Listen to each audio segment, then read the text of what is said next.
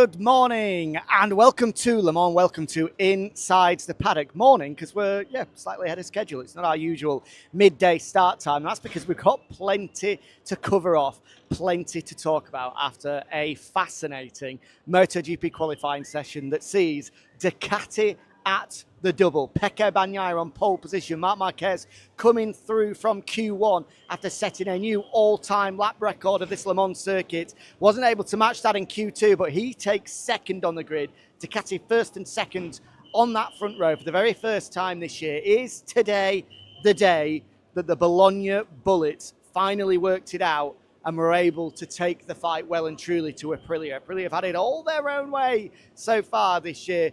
Marco Bezzecchi winning the opening three races, second last time in Jerez, but it looks as though, with some updates from the Jerez test, importantly those new aerodynamic items, it feels as though ahead of steam, some momentum is starting to be built by the Ducati box, and in particular from Marc Marquez. He was down and out yesterday, outside of the top 10. Yellow flags costing him the opportunity to set a fastest lap, but it never looked like that lap was going to come.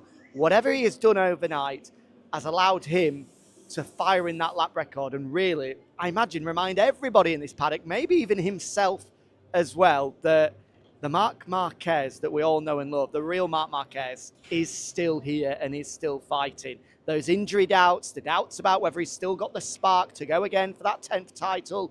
Is this the beginning of the end? Now that age is starting to catch up with him, I think we can safely say, given what he was able to do with that lap time in Q1, that the talent, the speed, the Marc Marquez is still there. And when he figures it all out, he's going to be a big, big problem. A fascinating qualifying session, one that really adds to the story of MotoGP in 2026. Importantly, though, he admitted in Parc Ferme, it's been a challenging weekend here in Le Mans for Aprilia.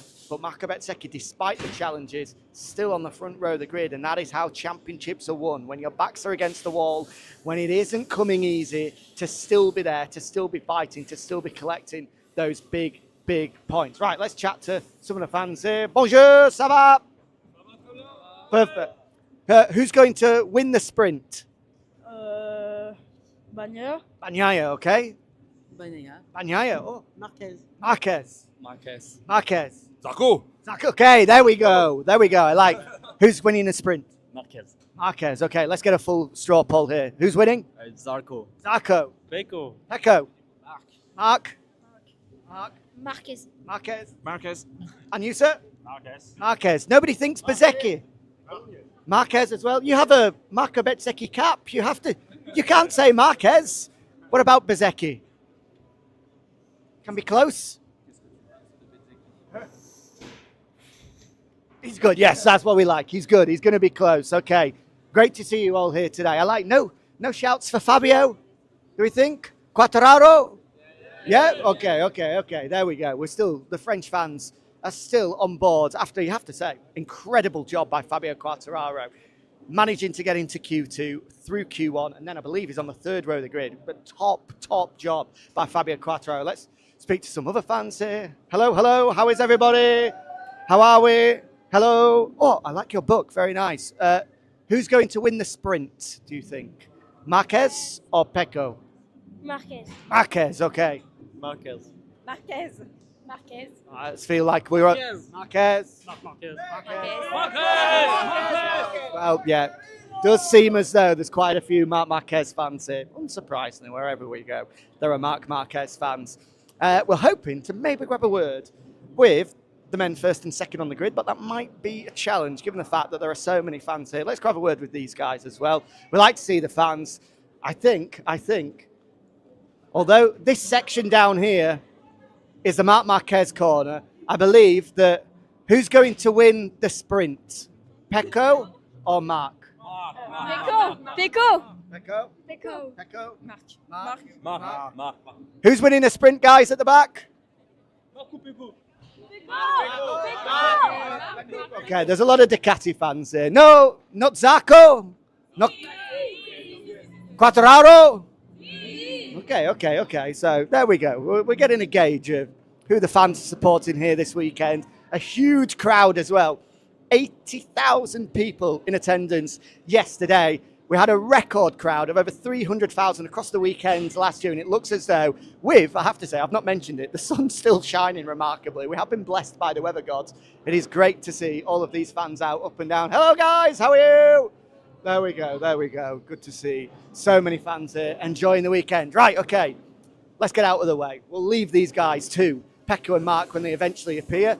We'll slip into the paddock and try and grab a word with some people that have had a pretty big part to play in that session. So, as we said, the story of it, Bagnaia stealing it away late on, where, again, how many times has this happened?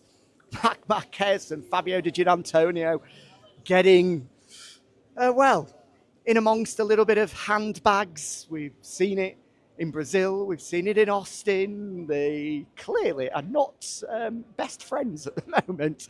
They are taking every opportunity to try and ruffle one another's feathers. And once again, that happened as Mark stared Didier in the eyes and Didier stared Mark in the eyes, both of them feeling that those were the two guys that were going to potentially cost them from pole position. It allowed Pecco Bagnaia to swoop through from underneath them all and take top spot himself.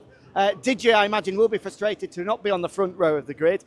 He has to settle for fourth in the end. He was up on his final flying lap when everyone else had given up. He was there under Pecco Bagnaia's time going into the final sector. I'm sure he will say that he was maybe disrupted ever so slightly by some slow riders, including Bagnaia. It was investigated, no further penalty. But in the end, it's fourth spot for Didier, but he was fast this morning, so I'm sure he'll be confident of potentially having a route through to fight for the win. Hello. Hello, yeah, we are waiting for Franco Morbidelli in order to see him, to take some picture and everything, you know. 1 second, sir. It is officially 3 minutes past 12. Yeah. Are these all your beers? Yeah, of course, yeah, something like 13 beers. Just up by yourself? Yeah, everything in my belly, you know. Wait, 1 second. I must say, ladies and gentlemen, please drink responsibly, which this man has not done. Let me count them. 1, 2, 3, 4, 5, 6, 7, 8, 9, 10, 11, 12, 13, 14. You know? Yeah, come on. No, I'm not going to encourage this. But anyway, I'm glad you're having a great time, sir. Thanks a lot, sir. And I'm with my father, my brother, and we are all together. Just waiting. We are working hard. Yeah, I can see. It's very important to work hard to support everybody. Absolutely. And with the sun shining, sorry, say again. You are perfectly right. Thank you. We are fully with the Valentino Rossi. Okay. I love it. As I can see by the caps. Well done, guys. Well done. And just maybe get a water in as well. You know, it's the sun is shining. Yeah, good idea. Switch to water. Dearie me. 12 and he's already done 11 beers.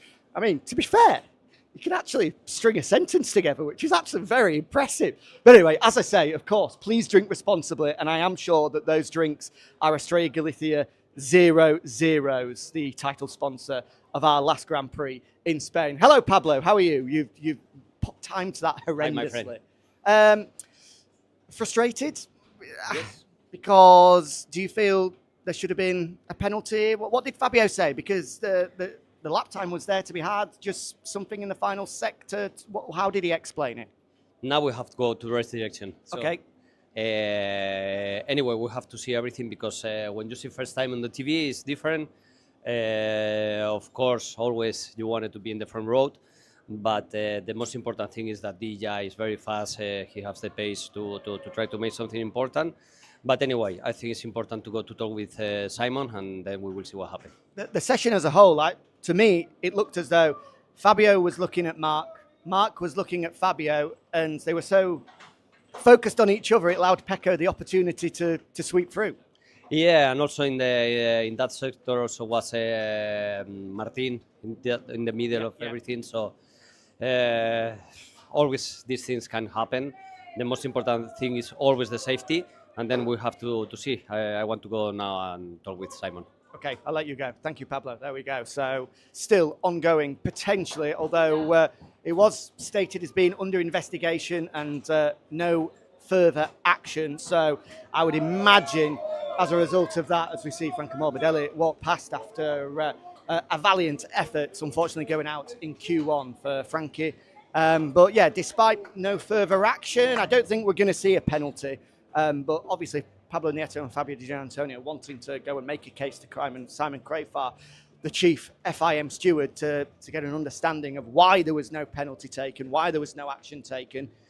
Clearly, Pablo, you can sense the frustration there, feeling that Fabio was impeded and was denied the opportunity to at least be on the front row, potentially on pole position, as a result of that coming together on the run down the back straight. So, yeah, I wouldn't expect a penalty to come because, as we said, it was covered, it was looked at within the session. It's just more trying to gather an understanding of what happens there. But, yeah, so many storylines to have come through that session. In fact, so much so, I've not mentioned yet Pedro Acosta, second row of the grid. Great job by Pedro. As we've been saying all season long, yet again, another example of the fact that although Pedro might not have the tools at his disposal, he is still able to battle his way and get the absolute maximum out of it time and time again. As we see Fabiano Sterlachini here, the technical chief down at Aprilia, just making his way into the trackhouse box, I imagine, to grab a word with Ayagura, who had a pretty good job there. I think it was third row of the grid in the end. For we've been saying for so long, if I can start to qualify better, start to extract the maximum from that soft rear tyre. Marco, happy with that? He is. Thumbs up. There we go. I just spoke with him in pit lane. Stock Groom and Park Ferme, so we don't need to stop him. That is a man in a rush, a man that has a world championship to win this year. And as a result, he's head down and on his way into his office to make sure he preps and gets ready for what's to come later today. Right, let's move further in this direction, shall we? That's bad luck, walking under some stairs. Hopefully I don't bring it to myself or, more importantly, to any of the competitors I'm going to be speaking to. Down at Yamaha, well, once again, Fabio Quartararo, the leading light, but the most positive day of the season so far, you would have to say, for Yamaha. For the very first time this year, both factory machines inside Q2. Alex Rins doing an unbelievable job yesterday, then backed up by Fabio Quartararo. Thank you, sir. Very kind of you. Excuse me? Who do you think will win the sprint? Marc Marquez. Okay, there we go. Thank you. There we go. Very kind of that man to help me out there. But as I was saying, yeah, Rins doing the job yesterday, Fabio doing the job today. Both of them inside the front four rows of the grid. Fabio just once again doing an amazing job to just push that V4 powered M1 to the absolute limit. In fact, let me tell you exactly where he qualified, because my memory is horrendous and so much has happened. I'm struggling to remember. I believe he was on the third row of the grid. He's not. I'm so sorry, Fabio Quartararo. He stole the final spot on the second row of the grid. It was. I was trying to work out who it was. I thought it might have been Martin in the end. I was so focused on the fight at the front. That second row of the grid, Di Giannantonio, Acosta, as we mentioned, in fifth, Quartararo in sixth, second row. Amazing job. Third row, Joan Mir, Jorge Martin, Ayagura, as we mentioned, in ninth. And then the fourth row of the grid, Alex Marquez, Johan Zarco, who I'm sure will be frustrated, crashed out in free practice 2 and wasn't able to match the lap time he did yesterday, and as a result he will be 11th on the grid. However, maybe a good omen. Where did he start last year's Grand Prix from when he won the French Grand Prix, becoming the first Frenchman to win on home soil in 71 years? 11th on the grid. Can lightning strike twice? Speaking of lightning, we might get some tomorrow, which I'm sure will play into his favour. Rounding out the fourth row of the grid is Alex Rins. As we see, Lucio Cecchinello down here. So what I will do once he finishes his conversation with Carlo Mellini is just grab a very quick word with Lucio, just to get a little bit of a thought on how he felt the home hero had done.